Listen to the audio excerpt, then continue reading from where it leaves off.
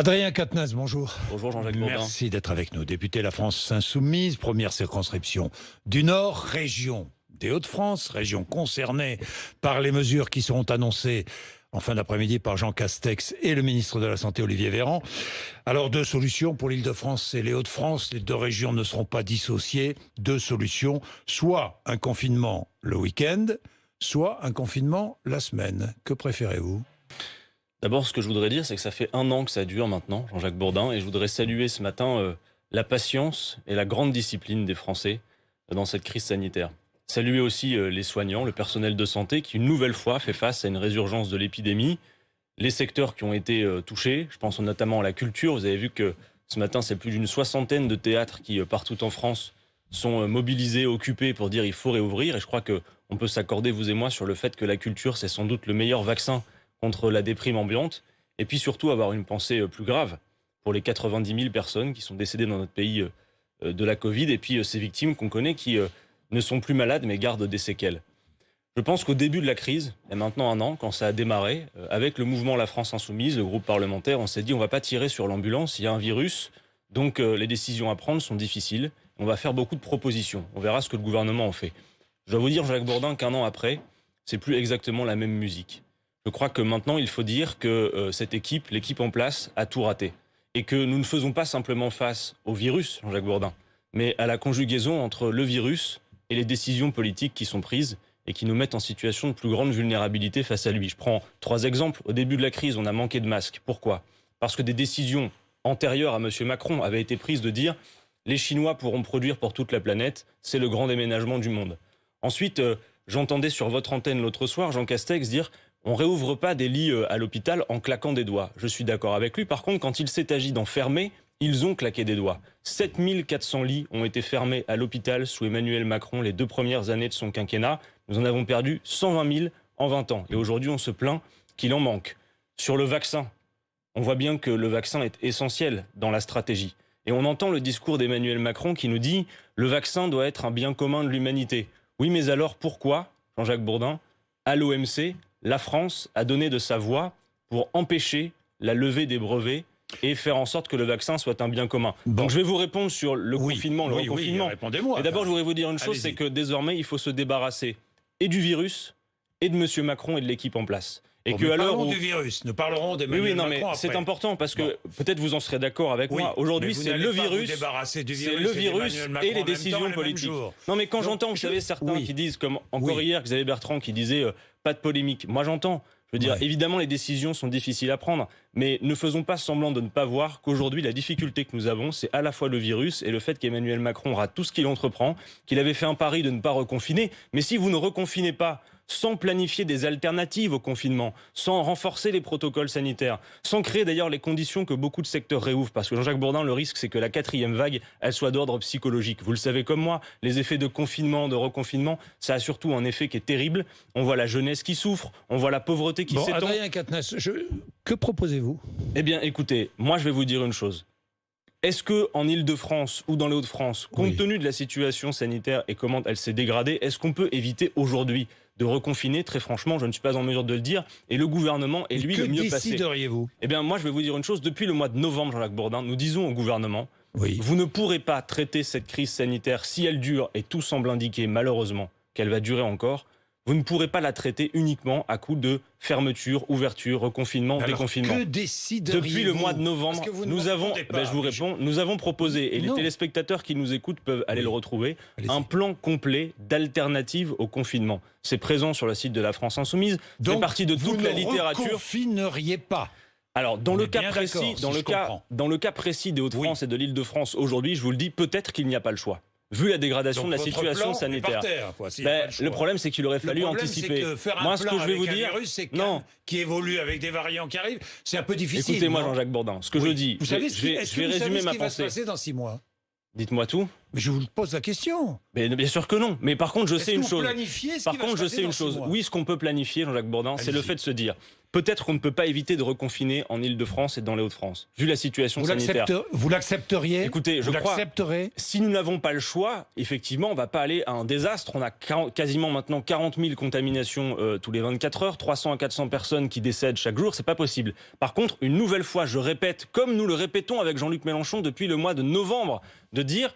Peut-être que vous ne pouvez pas éviter celui-là de reconfinement, mais par pitié, faites en sorte de planifier la suite pour qu'on puisse éviter les prochains. Donc je résume, quand on parle d'un plan d'alternative au confinement, de quoi s'agit-il, Jean-Jacques Bourdin? Il s'agit de dire il faut continuer à lutter contre le virus, mais sans enfermer. Ça veut dire... Vous me dites ce matin, il faut continuer à lutter contre le virus, mais sans enfermer. Oui. Et vous me dites aussi, mais...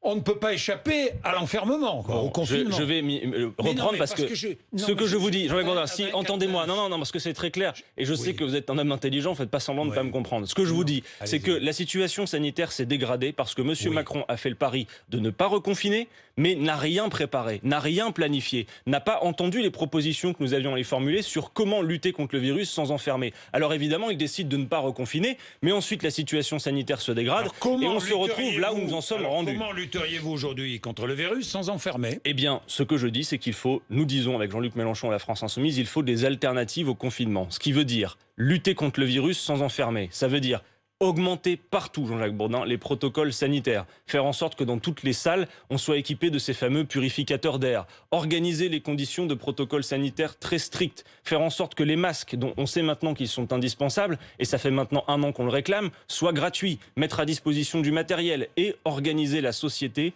par roulement, par rotation, pour que tout puisse réouvrir, tout en limitant la circulation du virus. Parce que Jean-Jacques Bourdin, et je sais que vous le savez, que vous y êtes sensible, vous savez aussi les effets psychologiques qu'a le confinement, le reconfinement. Et malheureusement, je doute qu'après 1 an de cette méthode, l'acceptabilité de ces mesures soit encore très forte. Alors il y a un homme dans les Hauts-de-France, dans votre région, que vous connaissez bien, qui n'est pas du tout d'accord avec vous, c'est Fabien Roussel, le patron, le secrétaire général du Parti communiste français, qui lui est pour une stratégie zéro Covid.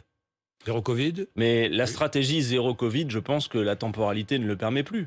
C'est-à-dire que la stratégie zéro Covid, de quoi on parle? Si on parle de certains régimes, notamment asiatiques, qui ont été extrêmement efficaces, mais qui le font d'entrée de jeu. Ça veut dire, dès qu'il y a un cas positif dans un immeuble, tout le monde est testé et puis vous sortez pas tant que vous n'avez pas les résultats. Je suis pas sûr que, vu le niveau de circulation de l'épidémie aujourd'hui, c'est ce qu'on pourrait faire en France. Donc moi, je dis une chose, il ne s'agit aucunement, parce que la situation est grave, de nier la gravité de la situation sanitaire. Et je le répète, peut-être que compte tenu de sa dégradation, dans les Hauts-de-France et dans l'Île-de-France... Vous préférez le week-end ou la semaine? Écoutez, il semblerait, en tout cas dans le Nord, je le vois, à Dunkerque, il semblerait que ça a de l'efficacité uniquement le week-end. Si on peut éviter d'avoir à reconnaître une situation comme celle du mois de novembre, où on a un confinement général, où on se repose la question de savoir quels commerces sont ouverts ou fermés, franchement, ce serait mieux. Mais encore une fois... Avec les écoles ouvertes. Je pense que les écoles, vraiment, il ne faut pas les fermer. Il faut que les écoles restent ouvertes et il faut qu'on organise les conditions. Alors après, c'est pareil. Regardez, quand je propose les roulements, il faut créer les conditions du présentiel à l'école, mais ça veut dire aussi qu'il faut s'en équiper, s'équiper logistiquement. Vous avez plein de professeurs qui, encore aujourd'hui, nous alertent sur le fait que le protocole sanitaire à l'école n'est pas suffisant. Donc, par exemple, dédoubler les classes. Si on a besoin de locaux en plus, réquisitionner des locaux. Voilà tout ce qu'on pourrait faire. C'est un défi logistique majeur. Donc, je résume, Jean-Jacques Bourdin. Oui. Peut-être que, compte tenu du fait qu'Emmanuel Macron n'a rien préparé, n'a rien organisé, la situation sanitaire s'est tellement dégradée que malheureusement, une nouvelle fois, nous n'aurons pas le choix. Mais entendez-moi, et je demande au gouvernement, de nous entendre. Il faut qu'on évite que les prochaines fois, les prochaines semaines, les prochains mois, nous ayons à reconfiner. Mais donc, il faut planifier ces alternatives. Et je regrette que ce soit toujours, malheureusement, cette monarchie présidentielle où le président de la République décide de tout seul, dans le cadre du Conseil de défense. Concernant les Hauts-de-France ? Non, à titre personnel, non. Par contre, je participerai... Les élus bien sûr, il y a des réunions d'information. Je participerai cet après-midi à une réunion avec le préfet et les élus des Hauts-de-France. Bien. Adrien Quatennens, parlons d'AstraZeneca. L'OMS recommande de poursuivre l'utilisation d'AstraZeneca. On attend aujourd'hui l'Agence européenne du médicament, la décision de l'Agence européenne du médicament. Mais est-ce que vous feriez vacciner avec une dose d'AstraZeneca ? Écoutez, j'attends. Vous attendez votre tour. Non, mais c'est pas ça que j'allais vous dire. J'attends comme vous, d'abord, le résultat des courses qui va nous être donné aujourd'hui sur l'étude de santé. Moi, très franchement, je ne suis pas anti-vaccin. Je crois en la science, je lui fais plutôt confiance. Simplement, je vois bien une chose qui s'est passée avec le vaccin AstraZeneca, c'est que pendant des semaines, le gouvernement montrait du doigt les soignants qui hésitaient à se faire vacciner. Juste après, qu'est-ce qu'on a fait? On a quand même suspendu la vaccination. Donc de toute façon, sur la stratégie vaccinale, ça aura un effet, quoi qu'on en pense. J'espère que la décision qui sera rendue aujourd'hui sera une décision favorable. Si elle est favorable, est-ce que vous accepteriez d'être vacciné avec AstraZeneca? Pourquoi pas, mais je vais vous dire aussi. Moi, je préférerais avoir le choix. Oui. Je préférerais avoir le choix du type de vaccin. Et je crois que le problème que nous avons... C'est-à-dire qu'on devrait donner aux Français le choix du type de vaccin. Oui, et pour cela... Moi, je préfère BioNTech, très critiqué par Jean-Luc Mélenchon au départ, d'ailleurs, je me souviens. Hein, vous vous souvenez, vous aussi? Écoutez, ce que nous disons est assez simple. Vous savez que... qui n'était pas très sûr, c'est ce que disait Jean-Luc Mélenchon. On va dire les choses. Il y a une nouvelle technologie. Oui. En tout cas, l'ARN messager en tant que tel, c'est une technologie qui existe depuis déjà longtemps, mais pour le vaccin, c'est nouveau. Vous en aviez peur. Mais c'est pas une question de peur, Jean-Jacques Bourdin. C'est une question que, simplement, on n'a pas beaucoup de recul, c'est tout. Mais le vaccin fait incontestablement partie de la stratégie, mais ce qu'il nous faut. Parce que là, on voit bien. Un peu de recul, parce que Jean-Jacques Bourdin, vous le savez, même moi, si je peux passer un message depuis votre antenne ce matin qui vise à dire aux Français, faites-vous vacciner. Mais vous savez comme moi que cet après-midi, la décision qui est rendue, c'est de dire, on reprend AstraZeneca. Vous le savez comme moi, que dans l'opinion, ce qui vient de se passer est désastreux. Mais évidemment, donc, la solution, de mon point de vue, ce serait...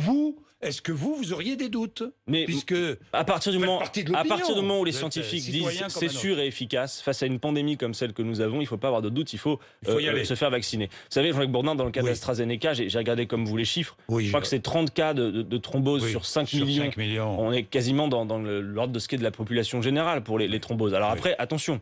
En revanche, précaution, si le lien est avéré entre des cas de thrombose et le vaccin, là on peut se poser la question. Mais donc en termes de propositions et de solutions, il faut d'urgence élargir le portefeuille des vaccins. Lever des brevets. Oui. Vous voulez lever les brevets sur les vaccins. Pourquoi faire? Alors pour en produire beaucoup plus. C'est-à-dire que on lève le brevet, ça permet d'en produire beaucoup plus. Je m'explique. Quand Emmanuel Macron disait l'autre jour, il y a des biens et des services qui doivent être placés en dehors des lois du marché. Vous voyez bien, Jean-Jacques Bourdin, que malgré le fait que nous avons une pandémie mondiale, le vaccin est hyper soumis aux lois du marché d'offre et la demande. Disons les choses, ce sont les big pharma qui négocient avec, par exemple, la Commission européenne, dans une forme d'opacité dont on a vu d'ailleurs que même les élus ont du mal à accéder au contrat, et qui font, disons-le, du fric dans une situation comme celle-là. Vous savez que Pfizer envisage de faire 15 milliards d'euros en 2021 avec le vaccin. Jean-Jacques Bourdin, nous avons une pandémie mondiale, donc le vaccin doit être un bien commun de l'humanité. Emmanuel Macron, est-ce que la levée des brevets permettrait d'accélérer la vaccination? C'est la solution. Et d'ailleurs, l'OMS... Non, ce n'est pas vrai, je vais vous expliquer pourquoi. Quand Monsieur Macron... Combien de temps, pardon, mais quand même, Adrien Quatennens, oui. je veux bien, mais combien de temps faut-il pour construire une usine de production de vaccins? Il vous a échappé qu'en France, on avait Sanofi, et vous a échappé que Sanofi ne produit pas de vaccins français. Pourquoi? Parce que Sanofi a distribué... va produire des vaccins bien sûr, mais donc toutes les usines, on pourrait produire dans toutes les lignes de production Sanofi. Est-ce que vous pensez qu'on pourrait produire aujourd'hui, avec les capacités industrielles en Europe et dans le monde, plus de vaccins? Oui. Avec la levée des brevets? Oui, je le pense. Combien faut-il de temps pour construire une usine de production de vaccins? Je ne sais pas vous le dire exactement, mais compte tenu... Moi, je vous le dis, entre 3 et 5 ans. D'accord, très bien. Bon, entre 3 et 5 ans. Donc vous, ce que vous me dites, Jean-Jacques Bourdin, c'est que tout va bien et qu'on ne peut pas faire mieux? Je ne dis pas que tout va bien. Alors... Je dis que la levée des brevets est peut-être... Là, je ne vais pas prendre parti bénéfique pour le bien commun. Mais n'hésitez pas, entier. Bien sûr. Mais vous devriez être d'accord. Et je suis favorable. Alors attendez, laissez-moi. Néanmoins, lorsque vous dites la levée des brevets permettrait de fabriquer plus de vaccins et d'en avoir plus aujourd'hui, c'est faux. Si, parce que regardez, mais Jean-Jacques Bourdin, on a des capacités de production en France. On a des usines pour produire des vaccins. Et on n'a toujours pas. Attendez, laissez-moi parler. On a des usines qui produisent quels vaccins? Mais attendez, justement, on a des usines qui pourraient en produire et qui n'en produisent pas. Et notamment Sanofi. Parce que Jean-Jacques Bourdin, souvenez-vous qu'Emmanuel Macron, au printemps, était allé faire le fanfaron dans les usines de Sanofi pour dire c'est super, on va avoir un vaccin, et que la réalité c'est que Sanofi distribue 4 milliards d'euros de dividendes à ses actionnaires, ferme des centres de recherche en France, on passe de 11 à 3, supprime des postes. Ok, donc laissez-moi vous répondre pour la clarté de mon propos. Mais moi, ma clarté, vous savez qu'on produit d'autres vaccins aussi. Je pose les questions et vous faites les réponses. Non, mais je voudrais, alors laissez-moi expliquer clairement. Laissez-moi expliquer clairement ce que je dis. Le vaccin, compte tenu du fait que nous faisons face à une pandémie mondiale, doit être un bien commun de l'humanité. Premier acte, ça veut dire qu'on ne fait pas de fric sur le vaccin.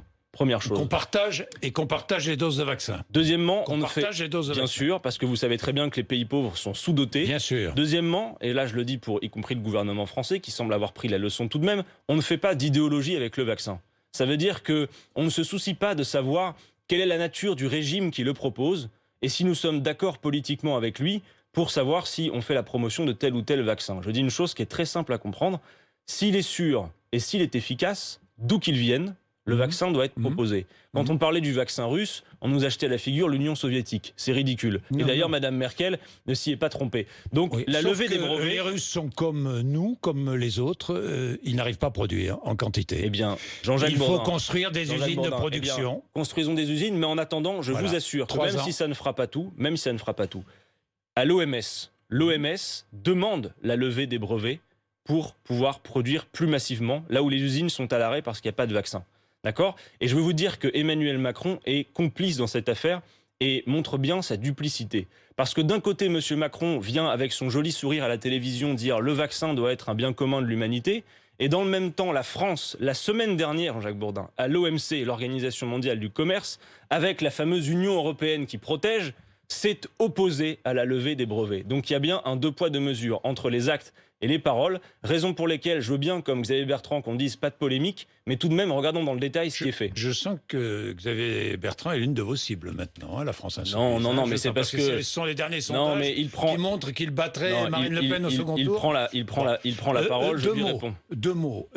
Passeport vaccinal sanitaire pour sauver la saison touristique en Europe et pour permettre une meilleure circulation, vous êtes favorable ou pas ? Et commençons d'abord par dire qu'il n'y a pas de sens à un passeport vaccinal s'il n'y a pas de quoi se faire vacciner. Je veux dire, aujourd'hui, la réalité, c'est que dans plein de centres de vaccination, non, c'est pas pour aujourd'hui. J'imagine. Non, mais alors, globalement, il faut voir, parce que entre ce que propose l'Union européenne et les pistes qui étaient en France sur le passeport vaccinal, c'est pas exactement la même chose. Il y en a un qui ferait qu'on devrait être obligé d'être vacciné pour pouvoir assister à tel ou tel événement, un autre où il suffirait d'un test. Non, moi, ce que je vois, c'est qu'il faut faire la promotion de la vaccination, mais par l'adhésion, pas par l'obligation.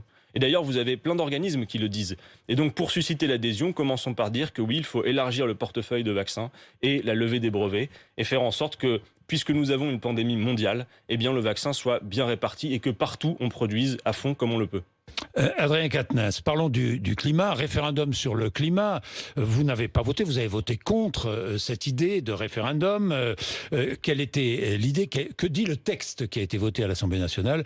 Il s'agit d'introduire à l'article 1er de la Constitution la garantie de la préservation de l'environnement et de la diversité biologique et la lutte contre le dérèglement climatique. Vous avez voté contre. Oui, alors vous comprendrez bien que je ne suis pas en désaccord avec cette jolie déclaration d'intention. C'est pas une jolie déclaration. Si, Jean-Jacques Bourdin, je vais vous dire pourquoi. Je vais vous dire pourquoi. Encore une fois. Si les Français approuvent par référendum, c'est inscrit dans la Constitution. Jean-Jacques Bourdin, d'abord dans la Constitution française, il y a quelque chose qui s'appelle la Charte de l'environnement, déjà, qui est intégrée et qui est plus ambitieuse que cette pantalonnade. C'est ce que demande la Convention citoyenne pour le climat. Justement, moi je m'adresse aux citoyens de la Convention citoyenne pour le climat, ils ne sont pas dupes. Les citoyens de la Convention citoyenne pour le climat savent que M. Macron, pendant qu'il vient de mettre ce petit coup de vernis vert sur la Constitution, a jeté à la poubelle, Jean-Jacques Bourdin, à la poubelle, 3/4 des propositions de la Convention citoyenne pour le climat. Alors, votez contre la loi climat dans ces conditions. Ce que vous allez faire, j'imagine. D'abord, actuellement, la loi est en discussion et nous avons des tas d'amendements à proposer qui d'ailleurs sont tous rejetés. On verra le résultat des courses à la fin de l'examen. Bon. Mais tel que c'est parti, vous vous souvenez encore une fois, non mais Jean-Jacques Bourdin, c'est important parce que ces images, on les a vues sur vos antennes. On se souvient de M. Macron dans les jardins de l'Élysée, devant la Convention citoyenne pour le climat, en disant « je prends tout et je ne mettrai que 3 jokers ». Sa loi est une loi des jokers. Le bilan écologique d'Emmanuel Macron, Jean-Jacques Bourdin, c'est d'avoir notamment en avril dernier par décret diminué nos ambitions de diminution des gaz à effet de serre pour ensuite dire c'est magnifique, on a atteint nos objectifs. C'est d'autant plus facile d'atteindre des objectifs qu'on a soi-même baissé. Attendez, la réintroduction des néonicotinoïdes. Je vais revenir. Parce que c'est facile de mettre un petit coup de partout dans la Constitution. C'est pas ça. Je voudrais. Il y a 2 textes différents. Oui. Bien dissociés. Le premier, la loi climat qui est en discussion, vous avez raison. Vous verrez ce que vous ferez. Et le deuxième texte, franchement, je vous le dis, vu le chemin que ça prend, il est peu probable qu'on le vote. Qui permet de modifier la Constitution pour introduire la garantie de la préservation de l'environnement dans la Constitution. Pourquoi est-ce que vous ne votez pas ? Vous avez voté contre. Oui. pour des raisons politiciennes, purement politiciennes. Non, Jean-Jacques Bourdin, ce qui est politicien, entendez-moi, ce qui est politicien, c'est de dire on met cette petite phrase dans la Constitution, dont je vous dis par ailleurs, même si c'est technique, pardon, mais j'ai vu que François la Ruffin charte de s'était l'environnement, abstenu, hein. Vous lui poserez la question, mais la charte de l'environnement, la charte de l'environnement est plus ambitieuse que ce texte. Mais surtout, ce qui est une pantalonnade, une trahison, c'est de faire ça d'un côté. Les écologistes ont voté pour, les socialistes ont voté pour. Les écologistes, nous sommes écologistes, Jean-Jacques Bourdin est conséquent. Et d'ailleurs, regardez, je vous ai ramené un petit document ce matin, c'est la planification écologique, c'est en librairie actuellement, c'est autre chose que le programme d'Emmanuel Macron, qui a un bilan désastreux en matière d'écologie. Là-dedans, ce qu'on propose, c'est la règle verte. Ne pas prendre à la nature plus que ce qu'elle peut reconstituer. Et c'est un défi technique formidable. Jean-Jacques Bourdin, ce qu'il s'agit de faire maintenant, c'est de mettre la France aux avant-postes d'une grande bifurcation écologique. Toute notre économie. Pas de faire ce que fait Emmanuel Macron, c'est-à-dire de la communication. Et j'invite toutes celles et ceux qui nous écoutent à y participer. Le productivisme, la planification. En tout cas, il faut planifier, c'est-à-dire organiser la règle verte. Voilà, on est dans l'écologie. Mais attendez, tout le monde est écologiste aujourd'hui. Oui, non, mais attendez, tout le monde est écologiste. Donc le vrai débat que nous avons, c'est de savoir comment. Et là-dedans, il y a des propositions claires et nous faisons une campagne sur le fond. Juste une annonce, Jean-Jacques Bourdin. Allez-y. Ça va dans le sens de ce document. Avec ma collègue Mathilde Panot, qui mène cette affaire pour nous, du 22 mars au 13 avril, nous lançons partout dans le pays une grande votation citoyenne sur l'eau. Car vous savez peut-être pas que dans ce pays, 2 millions de personnes ont du mal à payer leurs factures et nous n'acceptons pas que l'eau soit accaparée. Ça va être un vrai sujet dans les prochaines années. J'ai une dernière question, très vite, à propos de gauche. Avant-hier matin, ma consoeur Sonia Mabrouk d'Europe 1 recevait la présidente de l'UNEF, syndicat de gauche. Des réunions sont interdites aux Blancs. C'est ce qu'elle disait. Des réunions de l'UNEF, la présidente de l'UNEF, sont interdites aux Blancs. Est-ce que c'est admissible? Des réunions interdites aux Blancs? Oui. Moi, j'ai pas entendu l'interview, donc je vais vous prendre au mot. Non, mais moi, que les réunions d'une organisation syndicale, de manière générale, soient réservées à tel ou tel, je n'en suis pas d'accord. Pour autant, dire une chose, et y compris dans ces organisations, peut-être que c'est de ça dont la responsable de l'UNEF parlait. Quand vous avez des gens, Jacques Bourdin, par exemple des femmes qui subissent des violences sexistes ou sexuelles, quand vous avez des personnes de couleur qui subissent, parce que de couleur, des discriminations, parfois, ces personnes ont envie de se retrouver entre elles pour pouvoir en discuter. Et il ne s'agit pas de faire du tri entre les personnes. Donc, je ne crois pas qu'à l'UNEF, que je sache, toutes les réunions où on prend des décisions sont des décisions où on se sépare. Mais certaines. Qu'il y ait des groupes de parole. Mais Jean-Jacques Bourdin, qu'il puisse y avoir des groupes de parole dans lesquels, parce qu'on vit telle ou telle discrimination, on a besoin d'en parler. Imaginez par exemple que ce soit un groupe d'hommes qui traite de la question des violences sexuelles. Bon, donc on peut admettre, mais je crois qu'il faut faire attention aussi au climat qui est instillé. Parce que je veux bien regarder le détail de ce qui a été dit et ce qui est fait, mais très franchement, souvent, ça participe du climat détestable de diversion. Parce que pendant qu'on parle de tout ça, Jean-Jacques Bourdin, je veux dire une chose, on ne parle pas de la question sociale, des 10 millions de pauvres qu'il a dans ce pays, pendant que les milliardaires viennent d'accumuler 175 milliards. C'est une diversion et c'est bien connu. Merci Adrien Quatennens. Merci à vous. Merci de m'avoir RMC invité. et BFM TV 8h56.